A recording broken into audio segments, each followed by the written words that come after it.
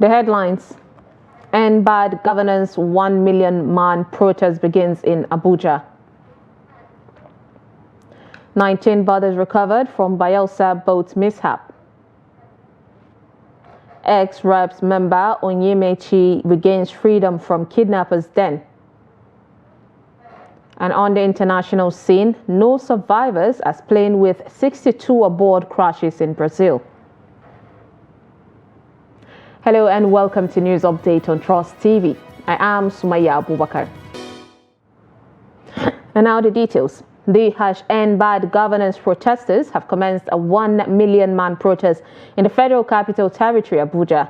The protest against the high cost of living, which began on August 1st, is expected to end this Saturday, August 10th. The organizers had vowed to stage a 1 million man protest in the 36 states and the nation's capital to mark the grand finale of the hunger protest. The protesters, who stormed the streets in the early hours of Saturday, were seen carrying different placards and chanting, "We are hungry." What are we saying? We are hungry. What are we saying? We are hungry. What are we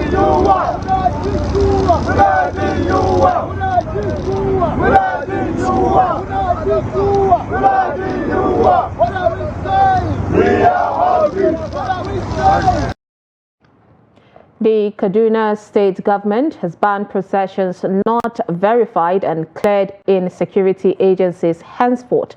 The State Commissioner for Internal Security and Home Affairs, Samuel Aruan, who disclosed this in a statement, said the decision was arrived at after State Security Council reviewed the present security situation arising from the existing 6 p.m. to 8 a.m. curfew and other issues pertaining to public safety. Commissioner Aruan said the ugly events of 1st and 5th of August 2024 are clear indicators that criminals are pursuing an agenda to plunge the state into chaos using protest as camouflage. He said while the State Security Council recognizes the fundamental rights of citizens to freedom of expression, lawful assembly and other constitutional rights enshrined in the 1999 Constitution as amended, Aruan warned that the security forces cannot permit a situation wherein criminals masquerade as protesters to loot and vandalize public and private properties and unleash terror on innocent citizens as experienced on the 1st and 5th of August 2024. Finally, citizens are enjoined to continue to observe the 6 p.m. to 8 a.m. curfew and report any incendiary activity to the security operatives room.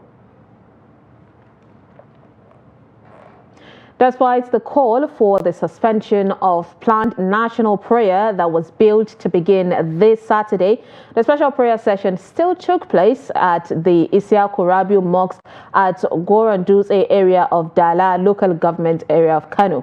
Recall that the #End Bad Governance nationwide peaceful protest that started on August 1st, 2024 was marred by a series of violent attacks on public and private properties across some states, resulting in looting, killings and injuries. Due to the degeneration of the protest, some groups of youths have called for a nationwide protest as a prayer as an alternative option to seek God's divine intervention. The cancellation of the national prayer was announced in a video clip posted by one of the organizers of the national prayer, Mubarak Ibrahim Lawan, in Kano. The Plateau State government has again relaxed the curfew earlier imposed on the Jos Bukuru area of the state, and this follows the improvement of the security situation in the area as well as the conduct of residents. Disclosing this in a statement on Saturday, the Director of Press and Public Affairs, Gyang Bere, said the government's action takes effect from Saturday, August 10th, 2024. He stated that residents are now permitted to carry out their lawful activities between the hours of 10 a.m. and 6 p.m. daily until further notice. According to the statement, Governor Muftwang extended his gratitude to citizens for their patriotism and cooperation during these challenging times. The governor also thanked security personnel for their dedication and commitment to enforcing the curfew and urged all residents to continue working closely with security agencies to ensure the safety of lives and properties in the state.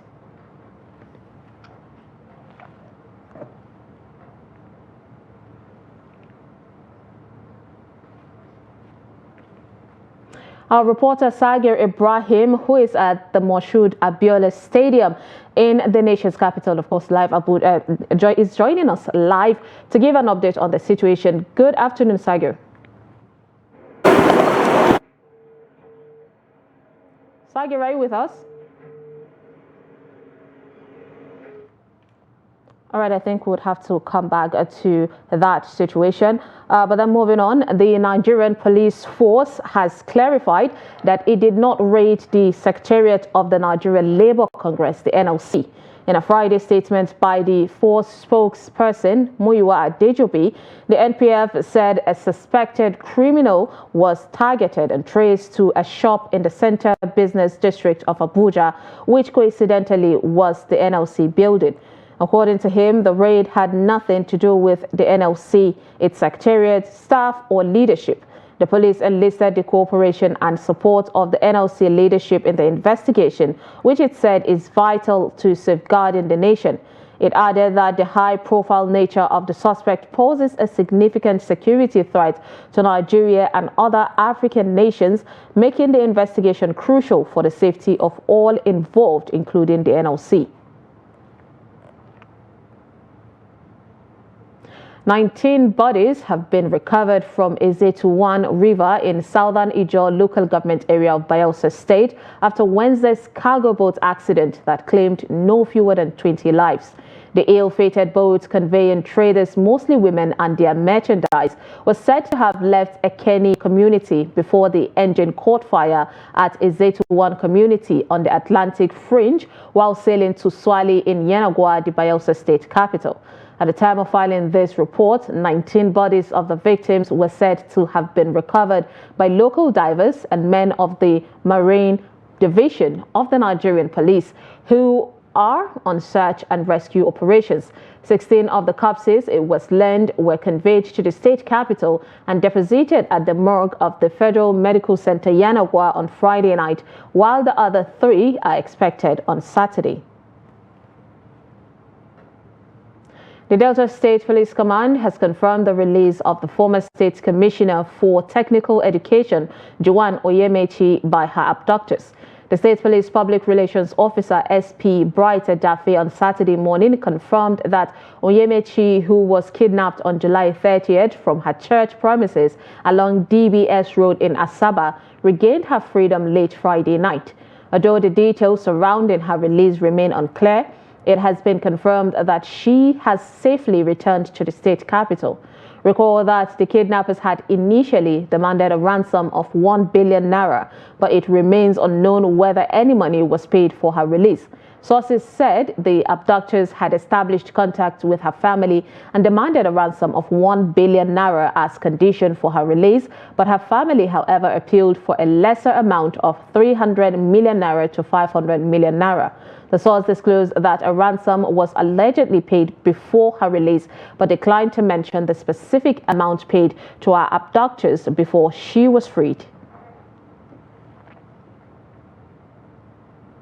6 persons have been reported dead after a trailer carrying sugar cane crashed at Amukwe roundabout in Sapele axis of Sapele local government area of Delta State. The incident was said to have occurred on Friday night. The victims, who were waiting for transportation to Warri, died instantly. Meanwhile, the Delta State Police Command is yet to issue a statement on the incident. At the time of filing this report, police operatives were seen trying to forestall any breakdown of law and order along the road.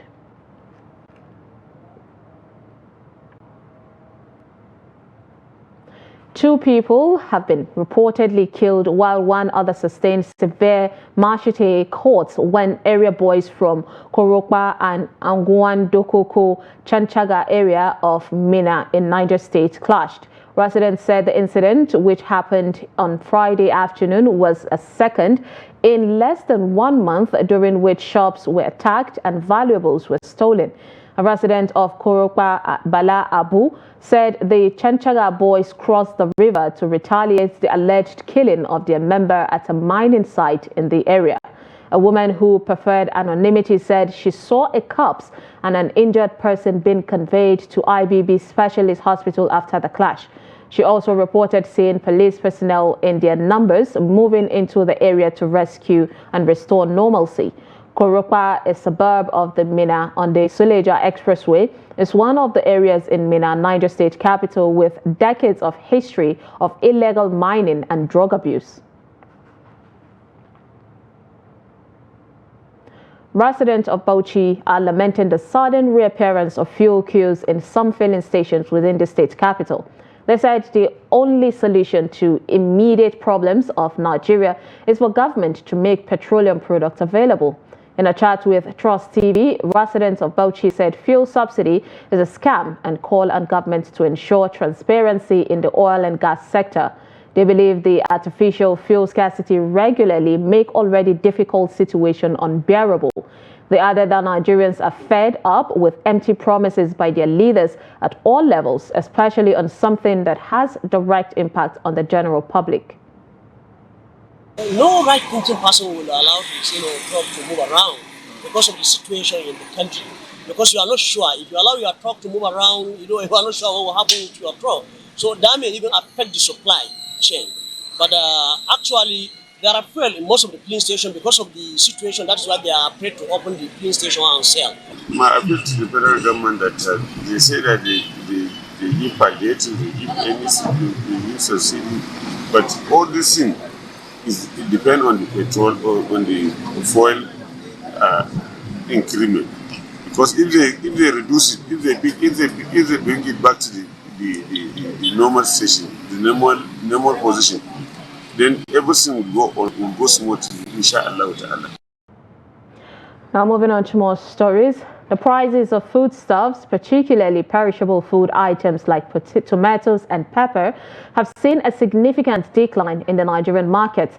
Victoria Tokolo, in a recent market survey in Lagos, reports that the price of tomatoes has dropped to 30,000 naira per basket, while a basket of pepper now sells for 45,000 naira.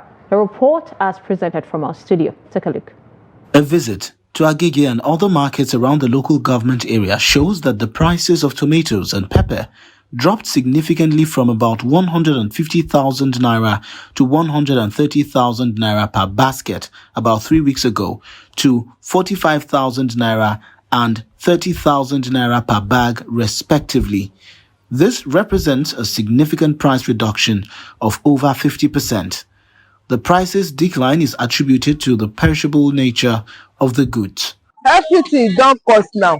This na small one, na Yoruba one. This one na Cameroon tomatoes. How much it cost? Na tomato basket is small. Pepper bag 70,000. Small bag no be big one. No. Everything don't cost. Big pepper now is 70, 80. Sometimes she sell it 70,000, but today now is 80,000. Small one 45, 50. It has come down now.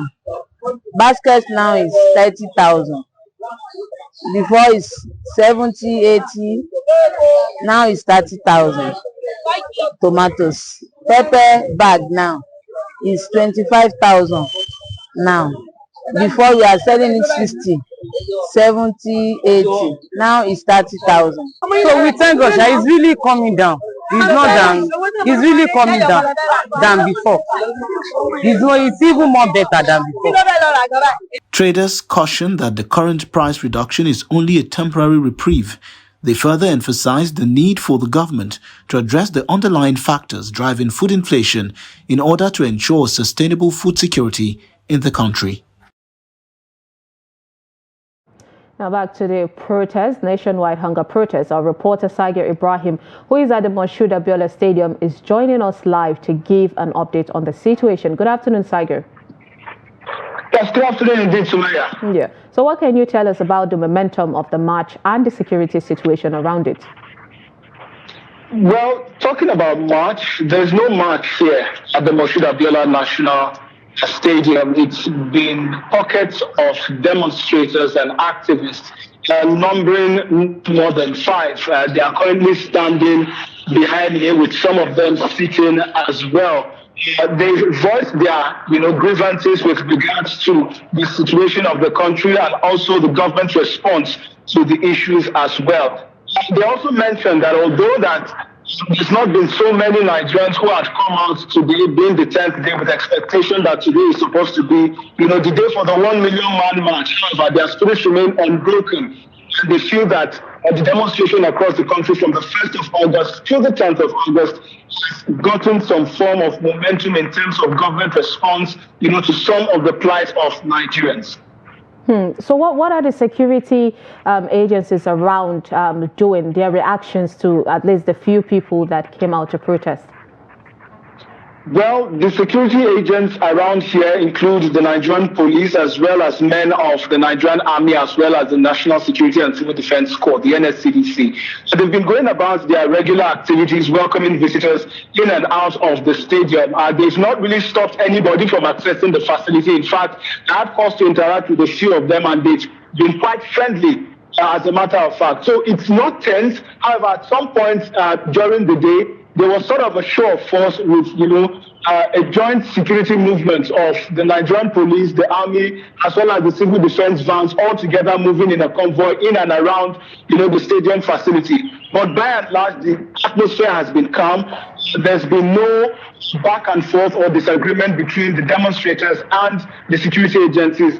In fact, at some point, the demonstrators who are here had to even share, snacks to the security operatives. So it's been, a fair, calm, and also a friendly atmosphere here at the National, Stadium with very few demonstrators around. Do the protesters consider the past days as a success, considering their demands? You must have had a discussion with a few of them present. Indeed. They feel it's a success. They feel they've achieved so much in the course of the last few months. Doubling down to the first day, down to the 10 days of demonstration across the country. Of course, they alluded to the fact that the protests had become violent in some quarters.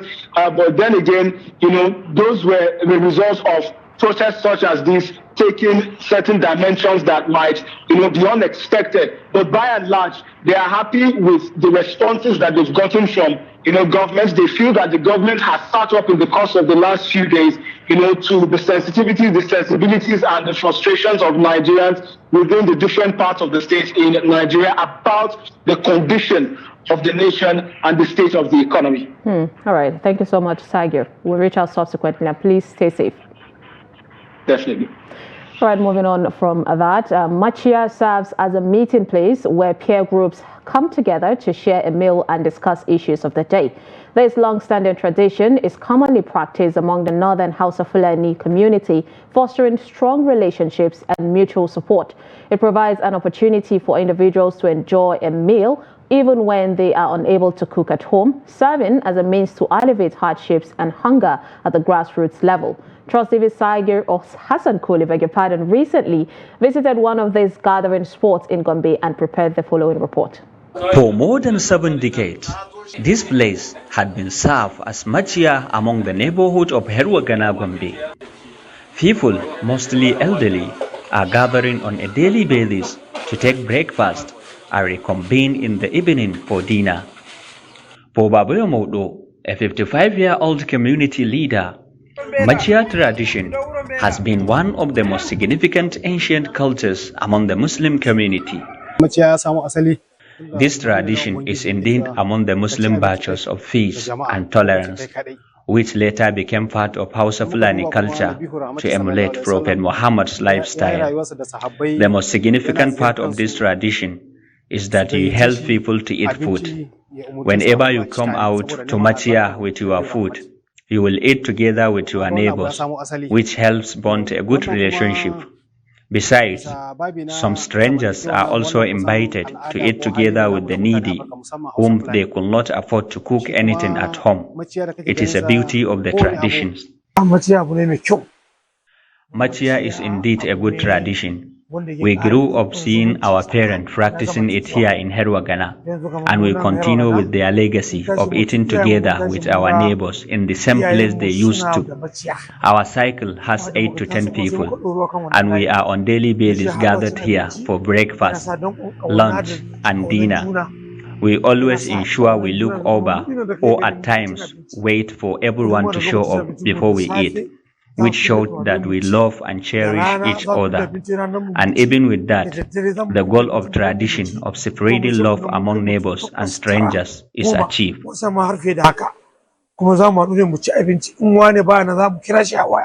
For many elderly people like Bapova Buga, a 72-year-old resident, avoiding such traditions among people will for sure be responsible for the deteriorated relationships among neighbors and worsening hunger among communities. When people ignore this tradition, it means they are ungenerous to others, which is bad. I could remember when there were a lot of machia here. One could just sit when others came with their food. He will eat and go. People there were not concerned whether he came with food or not. But nowadays, everyone is eating at home and alone, which makes it difficult for needy to eat. This is indeed worrisome and worsening hunger among us. It is among the most important traditions ignored by many, I am afraid. Sagir, a 61-year-old Gombe resident, is concerned that globalization has made the youth see machia as irrelevant to the modern world, warning that avoiding such good traditions may continue to inflict serious setbacks on peace and tolerance.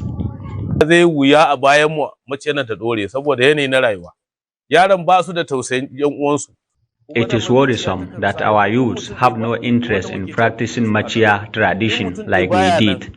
This is purely ungenerous, and I believe our children will never embrace this tradition as they have no love and care for each other. But for us, we are even proud of it. One will never worry about how and where to eat or take his guests when he has nothing to cook at home. I could remember there is one stranger who still calls us during lunch or dinner and jokingly asks for it via chat. And this is as a result of our sharing food here in Machia when he was at Gombe. So it helped us love each other and establish good relationships with strangers too. In many urban communities, the Machia tradition will rarely be practiced even among elderly people, an indication that the tradition is nearly gone to extinction. From Gombe, Hassan Kohli reporting for Trust TV. In business, the Naira gained 42.88 Naira against the dollar at the foreign exchange on a week-on-week basis amid the central bank's commencement of the retail Dutch auction system. This is according to the FMDQ data in the last 7 days. Last week, Friday, August 2nd, 2024, the Naira exchange at 1,617.8 Naira against the dollar, but crashed to 1,574.20 Naira on Friday, August 9th at the official market. Meanwhile, the Naira remained flat in the week under review at the black market. Last week, Friday, the Naira exchange between 1,600 Naira and 1,605 per dollar. The same rate was recovered and recorded this Friday. The gains recorded in Naira are not unconnected with CBN's introduction of RDUs in the FX market on Wednesday. The Apex Bank disclosed that it sold $876.26 million to 26 banks at an 1,495 Naira per dollar rate on Wednesday. On the international scene, an airplane carrying 58 passengers and 4 crew members crashed on Friday in Brazil's Sao Paulo state, killing everyone on board, local officials said. The aircraft, a French-made ATR 72-500 operated by the airline Voipas, was traveling from Cascavel in southern Paraná state to Sao Paulo's Guarulhos International Airport when it crashed in the city of Vinhedo. Images broadcast on local media showed a large plane nosediving at high speed, while others showed a large plume of smoke rising from the crash site in what appeared to be a residential area. The city of Venedo, about 76,000 residents, is located approximately 80 kilometers, that's about 50 miles northwest of Sao Paulo. Before an official death toll was given, President Luis Inacio Lula da Silva said during an event that it appeared there were no survivors.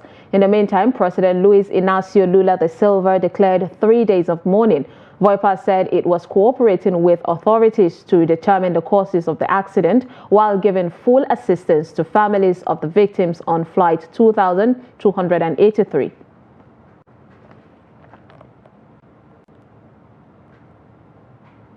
And in sports, the Confederation of African Football, CAF, has released dates for the Super Eagles 2024 African Cup of Nations qualifiers against the Cheetahs of Benin Republic and Rwanda's Amavubi. The match day 1 and 2 fixtures are slated for September. The Super Eagles, who are still without a substantive head coach, will host Benin at the Godswill Akpabio International Stadium, Uyo, on Saturday, September 7th. Nigeria will then travel to take on Rwanda at the Amahoro Stadium, Kigali, in a match day 2 encounter 3 days later. The Mediterranean Knights of Libya are the other country in the group. The top 2 teams in the group will qualify for Morocco 2025. The AFCON 2025 qualifiers will run from September through November 2024. And with that, we've come to the end of News Update on Trust TV. Do not forget to follow us across all our social media platforms and join our YouTube live stream for more news programs and documentaries. I am Sumaya Abubakar. Thanks for watching.